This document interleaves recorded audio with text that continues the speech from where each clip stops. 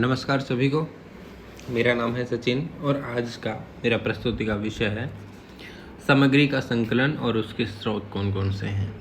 तो कल हमने बात की थी कि रूपरेखा कैसे तैयार की जाती है शोध की। तो रूपरेखा जब हमारी तैयार हो जाती है तो उसके बाद हमें आवश्यकता पड़ती है सामग्री के संकलन की।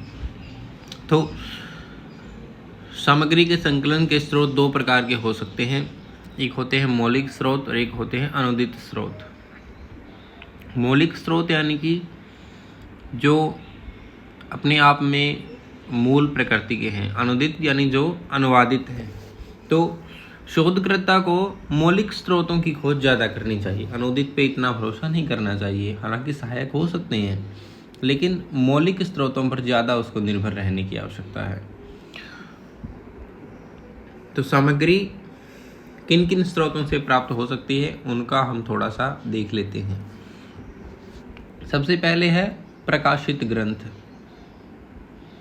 तो विषय से संबंधित जो प्रकाशित ग्रंथ हैं उनकी एक सूची तैयार कर लेनी चाहिए।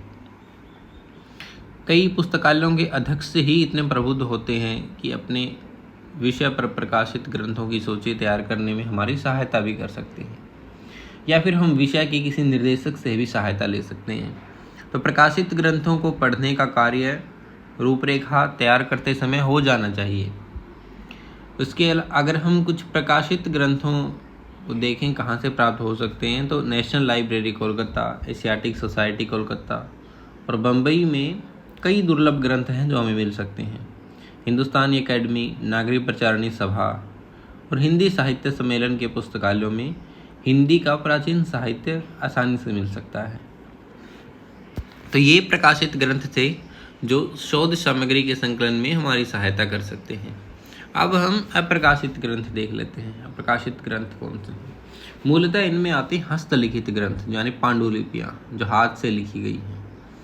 तो हस्तलिखित ग्रंथों की जो सूची है वो बहुत अच्छे पुस्तकालयों में मिलती है, हर जगह नहीं मिलती। तो हिंदी के ग्रंथों की जो सूची है वो नागरिक प्रचारणी सभा काशी से मिल सकती है। हस्तलिखित हिंदी ग्रंथों का विवरण नाम से वह कई भागों में प्रकाशित भी हुई है। हिंदी साहित्य सम्मेलन प्रयाग, नागरिक प्रचारणी सभा आगरा, ब्रज साहित्य मंडल मथुरा, बिहार राष्ट्र भाषा परिषद पटना, ये कई संस्थाएं हैं जिन्होंने अपने संग्रहालय के अप्रकाशित ग्रंथों की सूचियां छापी हैं। राजस्थान के जैन मंदिरों में हस्तलिखित ग्रंथों का भंडार मिल जाता है। अगर श्री अगरचंद नाहटा का हस्तलिखित पुस्तकों का निजी संग्रह भी दर्शनीय है। यदि शोधार्थी उसका उपयोग करें तो प्राचीन साहित्य इतिहास की कई विस्मृत कड़ियाँ जुड़ सकती हैं। इसके बाद है हैदराबाद का सालारगंज पुस्तकालय। वहाँ सूफी साहित्य और दक्षिणी साहित्य के जो अध्येता हैं उनको अच्छी सामग्री मिल सकती है। तंजावर आंध्र ग्रंथागार, theosophical library Adyar, Khuda Bakhsh library Patna, Bombay, Dhulia आदि स्थानों के ग्रंथागार हैं जो सार्वजनिक हैं। इसके अतिरिक्त कई विश्वविद्यालयों में भी हस्तलिखित ग्रंथों का संग्रह रहता है, उनके कैटलॉग प्राप्त किए जा सकते हैं। या धार्मिक जो अध्ययन संस्थान होते हैं वहाँ पे भी हस्तलिखित पांडुलिपियाँ संग्रहित रहती हैं। सिन्नाथ द्वारा कंकरौली राजस्थान में है। वल्लभ संप्रदाय के भक्त कवियों के हस्तलिखित ग्रंथ वहाँ हैं और वार्ताओं का भी अच्छा संग्रह है। संप्रदाय के कवियों के चरित्र लिखने की परिपाटी रही है जो वार्ता साहित्य या पर्ची में संकलित है, जैसे 52 वैष्णव की वार्ता, 64 वैष्णव की वार्ता। तो इसमें यद्यपि भक्त का महात्म्य प्रतिपादित करने के लिए कई चमत्कारी घटनाएं दी होती हैं, लेकिन हम उनसे अपने काम के तथ्य निकाल सकते हैं। जरूरी नहीं है कि सारी की सारी घटनाओं को हम सत्य मानें। जो चीज़ें उनमें हमारे काम की हैं वो चीज़ें हम निकाल सकते हैं। राजस्थानी हस्तलिखित ग्रंथों की एक सूची भी प्रकाशित हुई है। राजस्थान प्राच्य विद्या प्रतिष्ठान एक सरकारी संस्थान है। इसकी कोटा, उदयपुर, अलवर, जयपुर, टोंक और चित्तौड़ में शाखाएं हैं। जहाँ हस्तलिखित पुस्तकों का अंबार लगा हुआ है। विश्वेश्वरानंद वैदिक शोध संस्थान होशियारपुर है, वहाँ का जो ग्रंथालय है वो संस्कृत साहित्य के शोधकर्ताओं के लिए बड़ी सहायता कर सकता है। वहाँ भी हस्तलिखित ग्रंथों का बहुमूल्य संग्रह है। और देसी रियासतों के राजघराने जो हैं उनके अपने निजी संग्रहालय हैं, इन्हें भी अगर हम छानने की कोशिश करें तो अच्छी सहायता मिल सकती है। इसके बाद दक्षिण के जो संग्रहालय हैं उनमें काफ़ी साहित्य मिल जाता है। विभिन्न प्रकार की लिपियों में नागरी लिपि की अपेक्षा अगर फारसी, तेलुगु, तमिल, मलयालम, कन्नड़ आदि लिपियाँ देखें तो इन लिपियों का काफ़ी हस्तलिखित साहित्य मिल जाता है। अतः इन पुस्तकालयों का उपयोग लिपि विशेषज्ञ की सहायता से किया जाना चाहिए ताकि उन लिपियों को हम अच्छे से समझ सकें, क्योंकि क्या पता आज से 2000 साल पहले कोई पांडुलिपि लिखी गई और हमें वह ना समझ में आए, तो हमें लिपि विशेषज्ञ की सहायता लेनी चाहिए। पंजाब में जो मध्यकालीन हिंदी साहित्य गुरुमुखी लिपि में पाया गया है उसका भी नागरीकरण होता जा रहा है। हस्तलिखित ग्रंथों को प्राप्त करने में बड़ी कठिनाई अनुभव हो सकती है। जैसे एक बार किसी व्यक्ति के पास रामदास कालीन संतों की वाणियों का बहुत अच्छा संग्रह था और वो व्यक्ति बहुत वृद्ध हो गए थे, तो उनसे किसी ने वो किया आग्रह किया कि वो ग्रंथ आप संस्था को दीजिए जिससे शोधार्थियों को लाभ होगा। तो पहले तो उन्होंने वो पांडुलिपियाँ देने से इनकार कर दिया, फिर बोले कि मैं फुर्सत में देखूंगा। लेकिन अंत में उनका स्वर्गवास हो गया और उन्होंने वो ग्रंथ था वो संस्था को नहीं दिया। लेकिन जो उनके बेटे या पुत्र थे उन्होंने उनकी मृत्यु के बाद वो ग्रंथ संस्था को दिया। तो कई सांप्रदायिक संस्थाएं हैं जो संप्रदाय के व्यक्तियों के अंतर्गत दूसरे व्यक्ति को ग्रंथ छूने भी नहीं देती, क्योंकि वो बहुत सम्मान करते हैं उनका। तो ऐसी स्थिति में शोधकर्ता असत्य बोलकर भी अपना काम निकाल लेते हैं कि वो किसी संप्रदाय व्यक्ति का सहारा ले लेते हैं, या तो ये कह सकते हैं कि मैं आपके ही संप्रदाय से हूँ, या फिर वो किसी ऐसे व्यक्ति की सहायता लेते हैं जो उसी संप्रदाय का उनको जानता हो। तो दुर्लभ जो पांडुलिपियाँ हैं उनके ऊपर माइक्रो फिल्म तैयार करी जा सकती है। लंदन के ब्रिटिश म्यूजियम और इंडिया लाइब्रेरी में भी पांडुलिपियाँ और दुर्लभ प्रकाशित ग्रंथों का संग्रह है। तो वहाँ के पुस्तकालय उनकी माइक्रो फिल्म तैयार कर भेजने की व्यवस्था भी कर देते हैं। पांडुलिपियों को पढ़ने की एक कला है। कई प्राचीन प्रतियों में अक्षर की कृतियाँ वर्तमान अक्षरों की कृतियों से भिन्न होती हैं। जैसे तिथि, संवत आदि उल्टे लिखे मिलेंगे। अंको नाम वातमो गति, कहीं अंक संकेताक्षरों में मिलेंगे।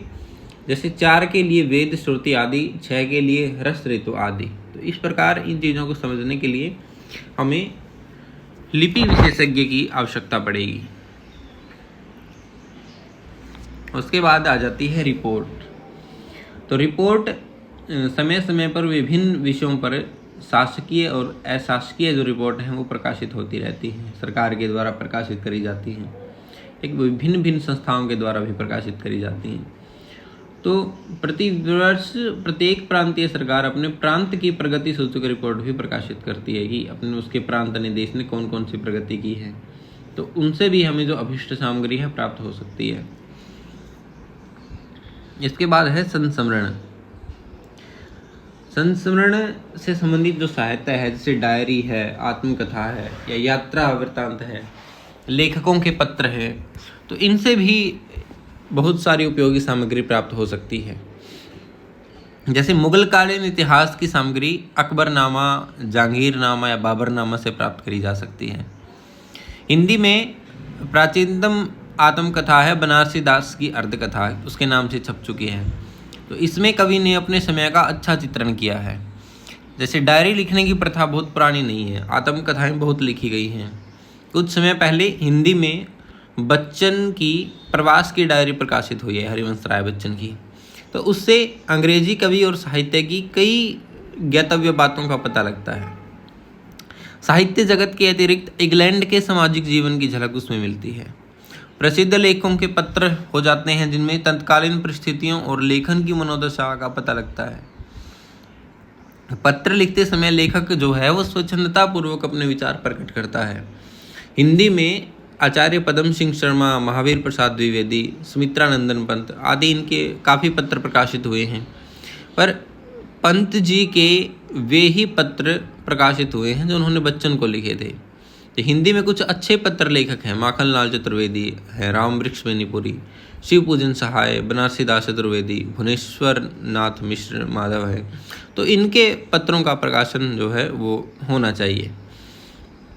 जैसे माधव के पत्रों में प्रचुर साहित्य छटा देखने को मिलती है, उसमें भावना और भाषा में मानो होड़ लगी मिलती है। कई लेखकों के पत्र केवल घटना या तथ्य सूचक होते हैं, जैसे महावीर प्रसाद द्विवेदी जी हैं, उनके पत्र तथ्यों से भरे पड़े हैं। पर ऐसे पत्रों का भी बहुत सारा महत्व है। हमें हिंदी के प्रसिद्ध साहित्य जो सेवियाँ हैं, साहित्यकार हैं, उनके पत्रों को नष्ट नहीं होने देना चाहिए। आधुनिक आत्मकथाओं में, जैसे आत्मकथा की अगर बात कर लें तो महात्मा गांधी की आत्मकथा काफ़ी प्रसिद्ध है। हिंदी के कुछ लेखकों की भी आत्मकथाएं प्रकाश में आई हैं। जैसे दलित साहित्य है वो पूरा का पूरा आत्मकथाओं से भरा पड़ा है।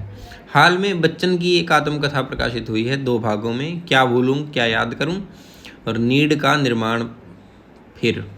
तो इसकी बड़ी चर्चा रही है। तो इसमें हरिवंश राय बच्चन जी ने स्वयं अपना एक्सरे किया है, यानी अपने बारे में उन्होंने लिखा है।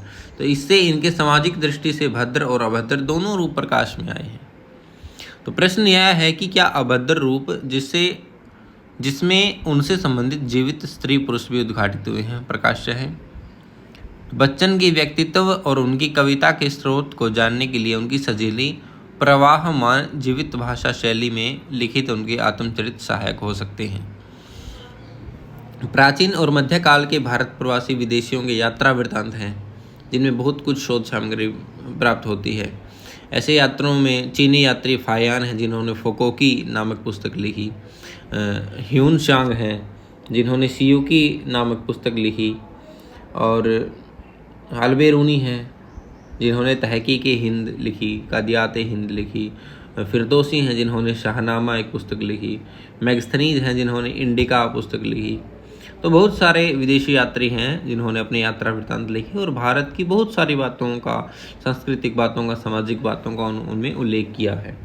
इसके अलावा जनगणना रिपोर्ट हैं, इनमें भी भाषा और इतिहास की काफ़ी जानकारी मिल जाती है।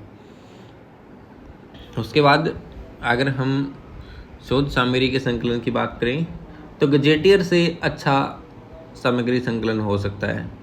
से ब्रिटिश काल में भारत सरकार ने इंपीरियल और डिस्ट्रिक्ट गजेटियर प्रकाशित किए थे। उनमें ऐतिहासिक, सामाजिक, धार्मिक, भाषिक और साहित्यिक सामग्री विस्तार के साथ दी गई है। तो स्वराज्य प्राप्त होने के बाद पुराने गजेटियरों के संशोधित संस्करण हैं जो अभी प्रकाशित हो रहे हैं। तो इनसे शोधकर्ता अभिष्ट सामग्री प्राप्त कर सकता है, पर इनका उपयोग बहुत सतर्कता के साथ करना चाहिए, क्योंकि बहुत सारी सामग्री किंवदंतियों में संग्रहित है, तो प्रामाणिकता का थोड़ा सा अभाव रहता है। तो सतर्कता के साथ इनका प्रयोग किया जा सकता है। उसके बाद है पत्र पत्रिकाएं। तो पत्र पत्रिकाओं के अंकों में भी कई सामग्री है जो बिखरी पड़ी रहती है, उसका भी अवलोकन हमें सहायता दे सकता है। प्राचीन पत्र पत्रिकाओं में उपयोगी सामग्री मिल जाती है। जैसे छायावाद नामकरण के संबंध में पंडित मुकुटधर पांडेय का लेख था, जबलपुर की श्री शारदा पत्रिका में वो छपा था। तो हिंदी की पहली कहानी है स्प्रू जी की, छत्तीसगढ़ मित्र में छपी थी, माधव प्रसाद स्प्रू की कहानी थी। तो राष्ट्रीय कविता के विकास को जानने के लिए कानपुर के प्रताप और खंडवा के कर्मवीर, गोरखपुर के स्वदेश, आगरा के सैनिक, और छायावाद की प्रगति के ज्ञान के लिए कलकत्ता के मतवाला के जो अंक हैं वो हम देख सकते हैं। द्विवेदी युग की साहित्यिक गतिविधियों का सारा ज्ञान हो सरस्वती में मिल जाता है। सरस्वती के अंकों को पढ़े बिना हम द्विवेदी युग की साहित्यिक प्रसिद्धियों को नहीं जान सकते। इसके अलावा अगर कोई बाल साहित्य पर काम करना चाहता है तो उसको शिशु, बाल सखा, खिलौना, बालक, चंपक आदि पत्रों के या पत्रिकाओं के प्राचीन अंक पढ़ने पड़ेंगे। तो पत्र पत्रिकाएं भी शोध की जानकारी के लिए, शोध तथ्यों के संकलन में हमारी सहायता करती हैं। और अंत में है व्यक्ति। तो जैसे लोक साहित्य है या फिर समाज विज्ञान का कोई विषय है, इतिहास का कोई विषय है, तो ऐसी जानकारी जो हम जीवित व्यक्तियों से प्राप्त कर सकें, अगर हमें लोक साहित्य में अनुसंधान कर रहे हैं फिर तो हमें पूर्णतः व्यक्तियों पर निर्भर रहना पड़ेगा, हमें जा जाकर उनसे साक्षात्कार करके प्रश्न पूछने पड़ेंगे। तो इतिहास के विस्मृत पृष्ठ दीर्घजीवी वृद्धों के वर्णनों में लिखे गए हैं। अगर 1857 की जनक्रांति का हम बात करें, जिसमें अंग्रेज सिपाही विद्रोह का नाम दिया अंग्रेजों ने और जनता ने स्वाधीनता संग्राम का प्रथम युद्ध कहा, तो बहुत सारे वृद्ध हैं जो उस समय के थे, उन्होंने उनका वर्णन किया। वृंदावन लाल वर्मा है, उन्होंने झांसी की रानी उपन्यास लिखा, अभी वो नहीं रहे, तो उसमें बहुत सारी घटनाएं हैं और व्यक्तियों स्रोत से प्राप्त हो सकती हैं। या फिर अगर हम विभाजन देख लें, भारत पाकिस्तान का विभाजन, तो विभाजन की पीड़ा झेलने वाले बहुत सारे व्यक्ति जीवित हो सकते हैं, या आज से 10 साल पहले जीवित रहे होंगे, तो उन्होंने उन चीज़ों का, जो घटनाएं उन्होंने देखी, उनका अपने साहित्य में अच्छा वर्णन किया है। या अगर हमें उन चीज़ों पर शोध करना है तो हम उनसे मिलकर उनकी जानकारी प्राप्त कर सकते हैं।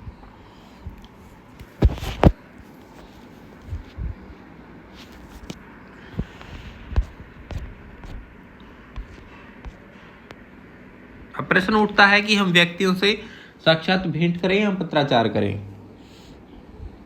तो दोनों ही तरीके से हमें जानकारी प्राप्त हो सकती है। तो समाज और भाषा के जो अनुसंधाता हैं वो कमरे में बैठकर पुस्तकों के अध्ययन के अतिरिक्त बाहर जनसमूह में जाकर भी सामग्री प्राप्त कर सकते हैं। तो अंग्रेजी में इसे फील्ड वर्क कहते हैं, हिंदी में क्षेत्रीय कार्य कहते हैं। तो बहुत सारी सामग्री प्रत्यक्ष अनुभव से भी प्राप्त करनी पड़ती है। इसमें अपनी आँखों और कानों का उपयोग करना चाहिए। घटनाओं को प्रत्यक्ष देखने और अन्य व्यक्तियों के मुख से आवश्यक बातें सुनकर सामग्री प्राप्त की जा सकती है। भाषा या बोली का अध्ययन ऐसे व्यक्ति की सहायता से किया जाता है जो शोधकर्ता तथा अपनी भाषा का ज्ञाता होता है, यानी दुभाषिया होता है। ऐसा व्यक्ति सूचक कहलाता है। तो सूचकों में कई विषयों के अनुसंधान में सहायता ली जाती है। कई बार एक ही नहीं, कई व्यक्तियों से साक्षात्कार द्वारा तथ्य एकत्र करना पड़ता है। बोली के उच्चारण या शब्दार्थ की पुष्टि के लिए एकाधिक व्यक्तियों का सहयोग जो है वो अनिवार्य होता है। तो ये थे सामग्री संकलन के स्रोत। धन्यवाद।